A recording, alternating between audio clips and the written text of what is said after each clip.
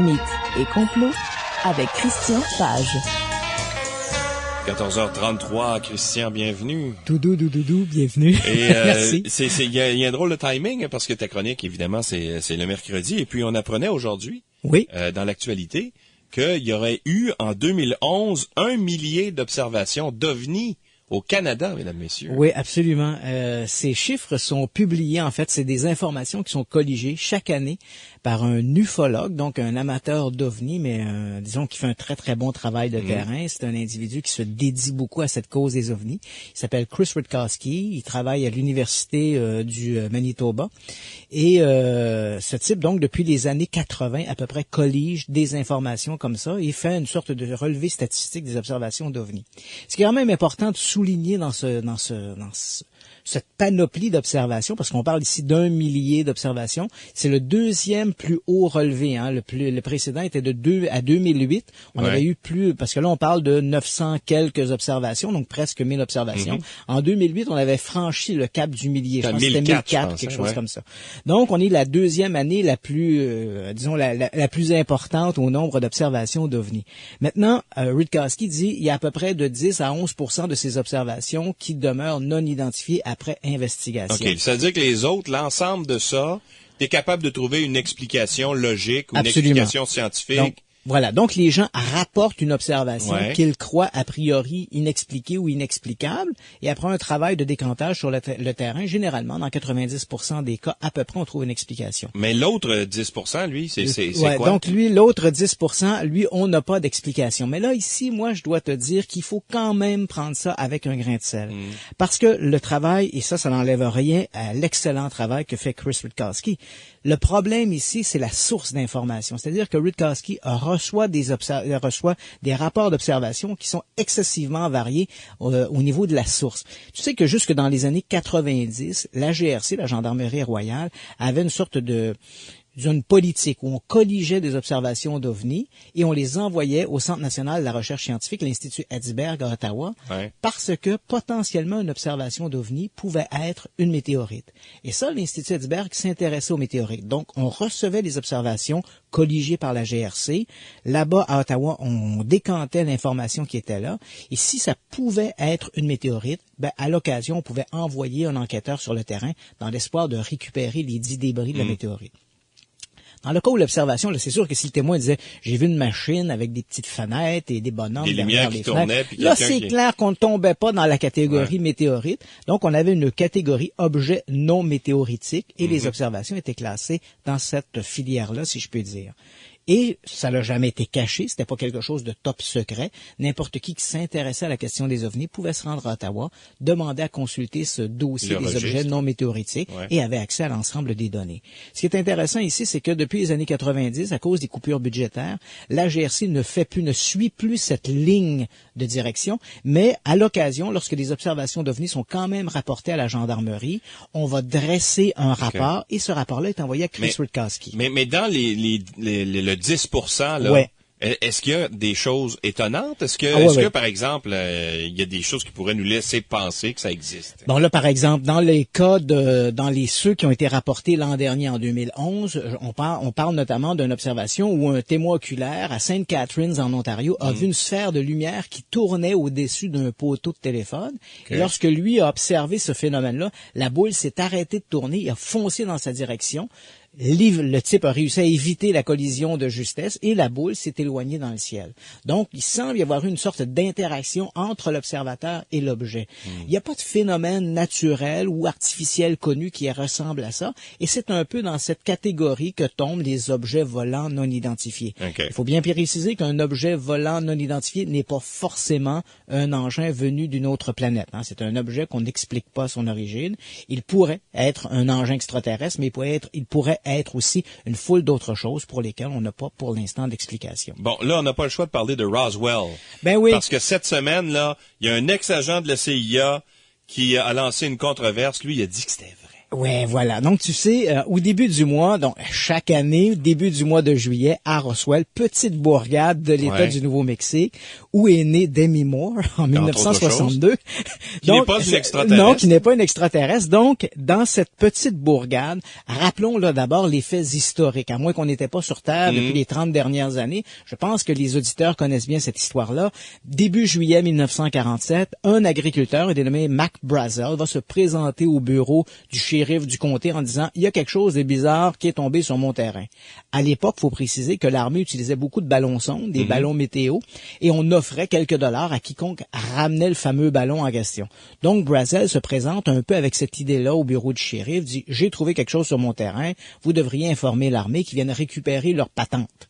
Alors là, dans la même journée, des gens à la base militaire de Roswell, il faut bien le préciser, la base militaire de Roswell, c'est là qu'était stationné, cantonné le 509e groupe de bombardement. C'était donc des gens qui avaient la possibilité d'avoir accès à la bombe atomique. Donc, c'était pas des petits clins, là, comme on dit. C'était vraiment des types qui étaient triés sur le volet. Donc, on envoie ce jour-là 2 militaires, un dénommé Sheridan Cavitt et Jess Marshall. On va les envoyer sur le terrain, récupérer ces fameux débris mystérieux. Ouais. Et alors que ces gens-là sont déjà partis pour récupérer les débris, le colonel de la base, le colonel Blanchard, va donner un communiqué de presse à un agent qui est là, un agent de liaison, Walter Holt. Il va lui dire, tu vas écrire un communiqué, tu vas donner ça aux journalistes, et dans ce communiqué, parce que là, ici, c'est important, c'est pas une fadaise de journalistes, c'est vraiment un communiqué officiel de l'armée. Ce jour-là, donc, le communiqué disait ceci, nous avons récupéré aujourd'hui un disque volant sur un ranch du Nouveau-Mexique. Donc là, évidemment, l'armée prend position. Nous avons récupéré une de ces machines volantes.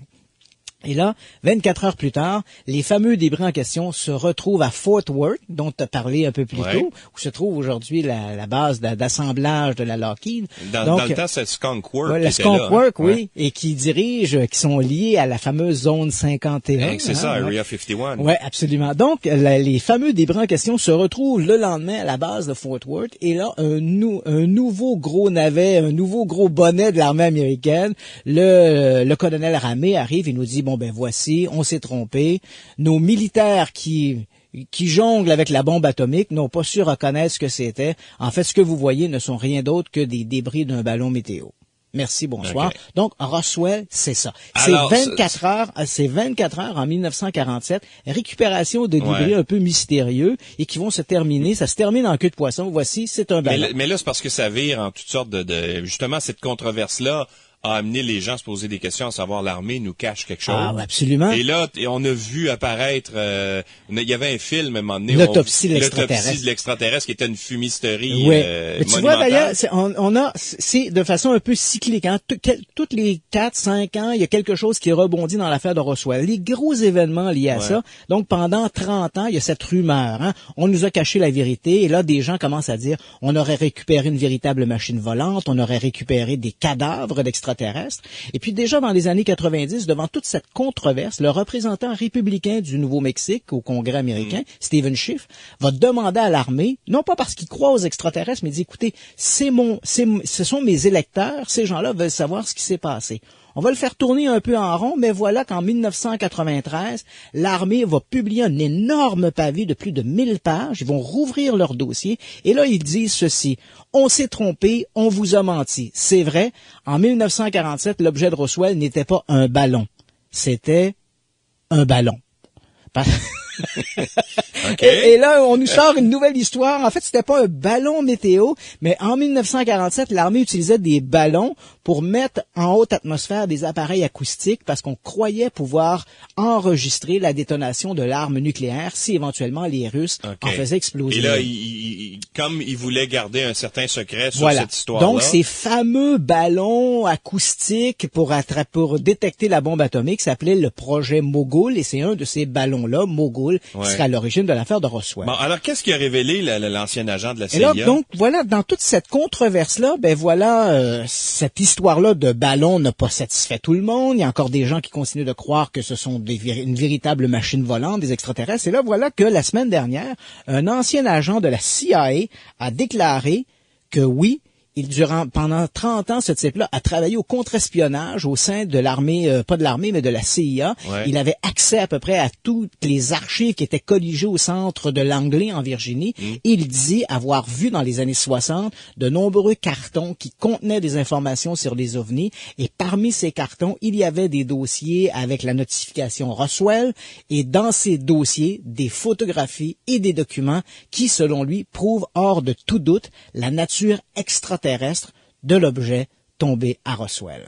Donc, à nouveau, je dirais, la controverse sur cette histoire de Roswell est relancée avec cette déclaration. OK, on fait une pause. On va revenir parce que Roswell, c'est passionnant parler de ça parce qu'il y a tellement de trucs. On fait une pause et on revient tout de suite après. On va continuer parce que l'histoire ne s'arrête pas là, bien sûr.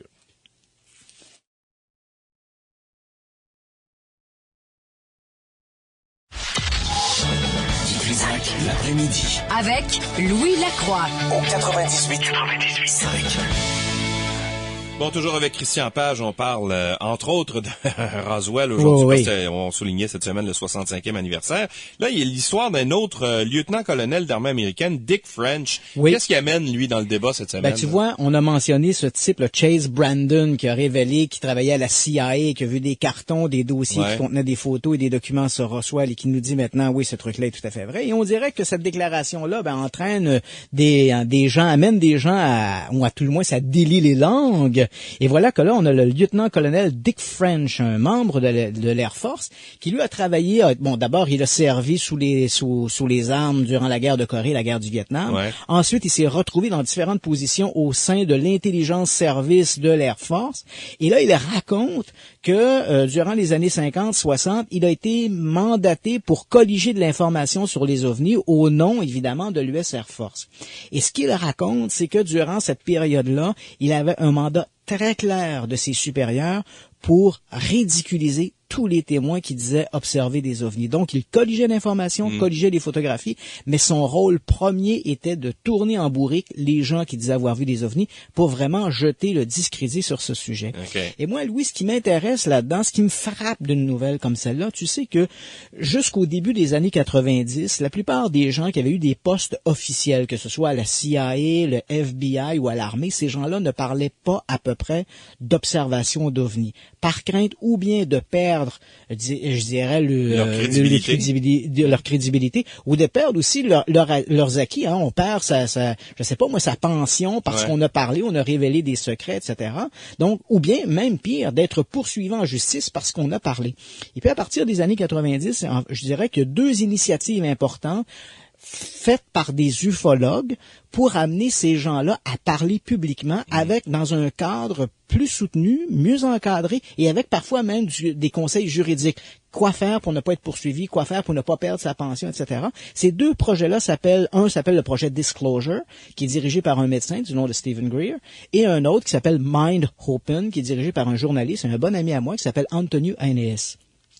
Ce qui m'étonne, c'est que depuis que ces initiatives ont été mises en place, je dirais qu'il y a plusieurs dizaines de personnes bien placées qui ont pris la parole en disant « il y a quelque chose d'intéressant dans ces histoires d'ovnis ». Et pas les moindres, je pense par exemple Edgar Mitchell, un des astronautes, je pense qui avait été le commandant de la mission Apollo 16 sur la Lune, un des 12 hommes à avoir marché sur la Lune. Ces gens-là prennent position et nous parlent de ça. Si c'était seulement un ou deux rigolos qui nous sortiraient des trucs comme ça, on pourrait se dire « bon, voilà, c'est des illuminés », mais le nombre croissant de gens qui avaient des postes importants qui nous parlent de trucs sur les ovnis, ça nous amène à réfléchir. Ça nous oblige pas à croire qu'on est visité par des extraterrestres, mais à tout le moins à réfléchir sur la qualité des informations qui circulent là-dessus et peut-être la volonté des autorités de l'époque de cacher ou de dissimuler de l'information. Bon, parlons justement de crédibilité de l'information. Là, il y a des gens en Colombie-Britannique qui disent nous autres, on a vu des extraterrestres, on a même vu un sur notre balcon. Cogner à la porte, il y a des Reese's Pieces. T'as tout compris. Ouais, tu vois, j'ai mentionné en début de chronique que ces fameuses observations d'ovnis jusque dans les années 90, la GRC colligeait ces informations, ces rapports d'observation d'ovnis. Mais évidemment, lorsqu'il y a un appel du public et en particulier particulier dans les endroits où la GRC joue à la fois le rôle de police provinciale, ben évidemment, ils sont les premiers intervenants, les premiers à appeler. Et voilà que le 18 juillet dernier, le détachement de la GRC à Coquitlam, qui se trouve en fait à l'est de Vancouver, ont reçu un appel d'un couple tout à fait hystérique qui disait avoir observé sur leur patio des créatures, des entités non humaines. Oh boy! Donc, on a envoyé une voiture de patrouille et d'après, parce que bon, le lendemain, devant un point de presse pour informer les journalistes de l'activité judiciaire et juridique ou criminelle qui s'est produite dans la ville, ben évidemment, la GRC a lancé cette information-là en disant, ces gens-là, ce couple en question qui ont téléphoné, ne semblait pas être sous l'effet d'une drogue ou de l'alcool. Ils semblaient tout à fait hystériques et ils disent avoir observé ces deux créatures sur leur patio. Évidemment, tu comprendras que les patrouilleurs ont parcouru le secteur avec des lampes de poche. Ils n'ont pas trouvé les 10 extraterrestres en question. Enfin, de deux choses l'une. Ou bien ils étaient repartis en soucoupe volante. C'est sans doute ce qui est arrivé. Ou encore, il pouvait s'agir peut-être de rôdeurs qui ont été pris, confondus à des entités non humaines. Ou encore, je sais pas, la tisane de trop forte, là. Je sais pas trop, ça se pourrait aussi. Ouais. Bon, en raison de l'effervescence qui a été suscitée par l'incident de Roswell, il y a plusieurs médias américains qui sont mis au diapason des petits extraterrestres. Et oui, et donc ouais. CNN, par exemple. Et là, ici, ça, c'est très intéressant. CNN, toujours dans le très sérieux, ont invité nul autre que Michio Kaku. Est-ce que tu connais Michio Kaku? Michio Kaku, ouais. C'est un peu le nouvel Albert Einstein. Je te dirais qu'aujourd'hui, là, c'est un des grands physiciens de l'heure. Okay. Et il fait partie probablement. Si tu me demandais qui est l'homme le plus brillant de la planète, j'aurais de la difficulté à séparer Michio Kaku de moi, par exemple. Non, mais peut-être de Stephen Hawking, le physicien. Ouais. Donc, Michio Kaku est physicien à l'Université de New York. Et on a invité Michio Kaku en parlant. On dit, bon, on parle beaucoup des extraterrestres, ouais. Mais qu'arriverait-il? Est-ce que c'est possible que des extraterrestres nous rencontrent et quel serait l'impact de ça? Et moi, je dois t'avouer, Michio Kaku, je l'avais rencontré en 2003. Je tournais à l'époque une série pour Z-Télé qui était Enquête sur les ovnis et ça reste pour moi une des grandes entrevues que j'ai fait. Et là, à CNN, Michio Kaku dit, écoutez, il dit, je pense que si une civilisation extraterrestre entre en contact avec l'humanité, j'ose croire que cette civilisation-là aurait acquis une certaine philosophie, un certain état de grâce qui nous sauverait peut-être, mais si éventuellement ces entités extraterrestres décidaient d'être belliqueuses, et là j'utilise son expression, il a dit, cette rencontre ressemblerait à Bambi versus Godzilla. Donc, inutile de dire qu'on serait rapidement rayé de la carte. Okay, nous étant Bambi, là. Oui, nous, c'est nous les Bambi, là, on comprend bien. Donc, si ces gens-là ont des... OK, autrement dit, ce qu'il dit, c'est que s'il y avait effectivement une civilisation X qui était capable, qui avait la capacité de venir nous rencontrer de façon si facile, ils auraient aussi la même capacité à nous détruire de façon tout aussi facile. Donc, il dit, en espérant que ces gens-là, l'avènement ou l'avancement de leur technologie leur auront permis à ces gens-là de développer une philosophie plus amicale, ben, à défaut d'eux, on va être littéralement rayé de la map. Rappelons-nous que dans l'histoire de l'humanité, lorsqu'une civilisation, une société a rencontré des sociétés moins avancées, ça s'est généralement terminé par des holocaustes. Mais ce qu'il dit, parce qu'il y a plusieurs scientifiques qui ont du mal à s'imaginer qu'on puisse être les seuls dans l'immensité de l'univers. Oui, en fait, ce débat-là n'en est plus un maintenant. Je te dirais que longtemps on s'est posé cette question-là. Maintenant, la statistique joue en notre faveur. Je pense qu'aujourd'hui, la communauté scientifique reconnaît